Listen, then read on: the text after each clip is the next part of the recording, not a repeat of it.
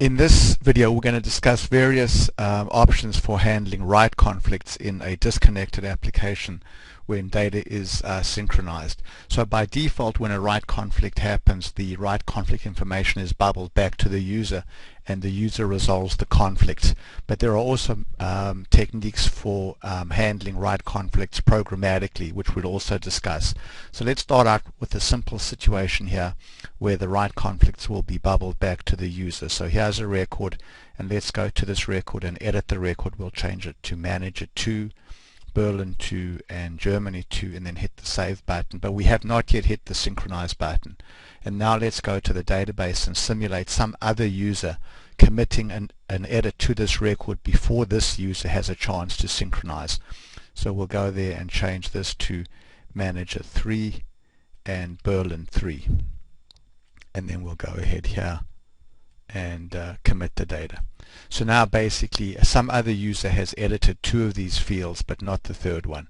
So now when we go over back to the component here and hit the Synchronize button, you can see that basically what happens is we get a write conflict in the two fields that were edited in the database, but there's no write conflict on Germany.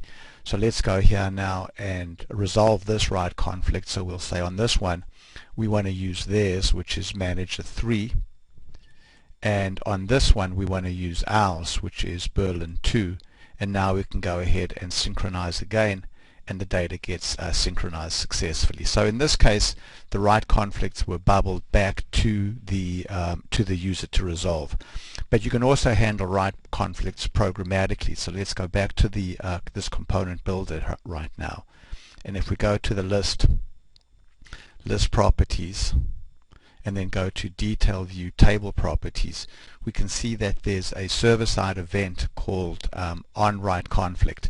And right now we specified that the XBasic function that's going to handle write conflicts is called XBC, and if I click this button over there and then say show function prototype, I get to see basically a lot of comments here that give me information about what needs to be done inside this handler. So let's go ahead now and edit the code in the handler. So I'm going to go now back to the XBasic functions here.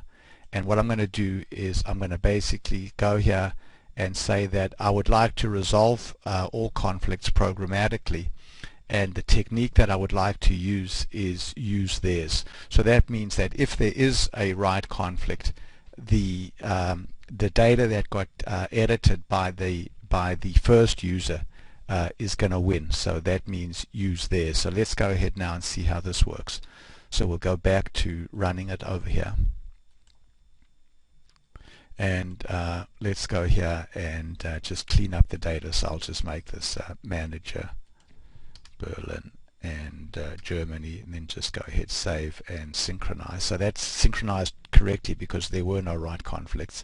So now let's go here and change this to Manager 2, Berlin 2, and Germany 2, save but not synchronize, and then go to the data over here. Just let's go here and refresh this and make this Manager 4, Berlin 4, and country 4. Then commit the data, and now go ahead and synchronize. So you can see now what excuse me, what happened over here is that there's no write conflict shown, and the data in the record right now is the data that we edited and put into the database before the synchronization took place. So this is an example where the write conflict got handled programmatically and we set it to use theirs. So let's pause now and pick this up in the next video where we'll look at some of the other methods for handling conflicts programmatically. So we're continuing now with our demonstration of how write conflicts can be handled programmatically, and we're going to change the resolution method now from use theirs to use mine. So basically what we're saying right now is that the write conflict errors are not going to be bubbled back to the user, and that the use mine option will be selected for all of the write conflicts that occur. So let's go here now and run the component. And let's just start out by cleaning up the data. So we'll go make that manager and then Germany, then go ahead now and save that, synchronize that, and now let's go here and make some edits. So we'll make this manager 1, Berlin 1 and Germany 1, save but not synchronize, and then go to the actual database and we'll make this manager 2, Berlin 2 and Germany 2, and then basically go ahead there. And now when we try to synchronize the data, we can basically see that the data gets synchronized now, and we're using my values. And if we go back to the database right now and refresh the data right now, we can see that basically my values all got put into the database, and the right conflict was not bubbled back to the user. So we've shown basically how you can either resolve right conflicts by using use mine for all fields or use theirs for all fields, but there's also another option which allows you to use a custom method. So if you choose a custom method, then for each field you can specify whether the conflicts are going to be handled, whether it's going to be use mine, use theirs, or some custom value.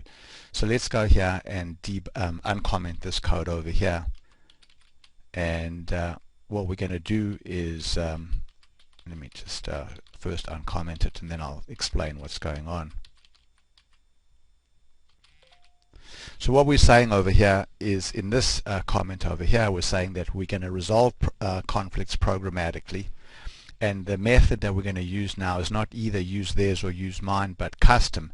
And then we're going to loop through this array which contains all of the edited data, and we're going to specify what the resolve conflict method is, and we're going to choose the custom method, and we're going to just put a custom value into each field. Now obviously in a real world case you would choose this value more carefully, but I'm going to just use the word custom.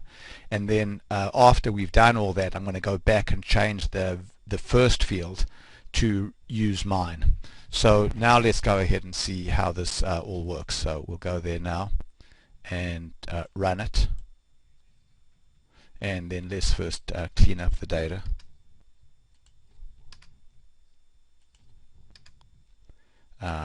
Save it and then synchronize it, and now go here and basically change this to manager 2, Berlin 2, Germany 2, save that, go back to the database right now, refresh the data, change that to manager 3, Berlin 3, 3 and Germany 3, which is going to introduce a right conflict for all three of the fields.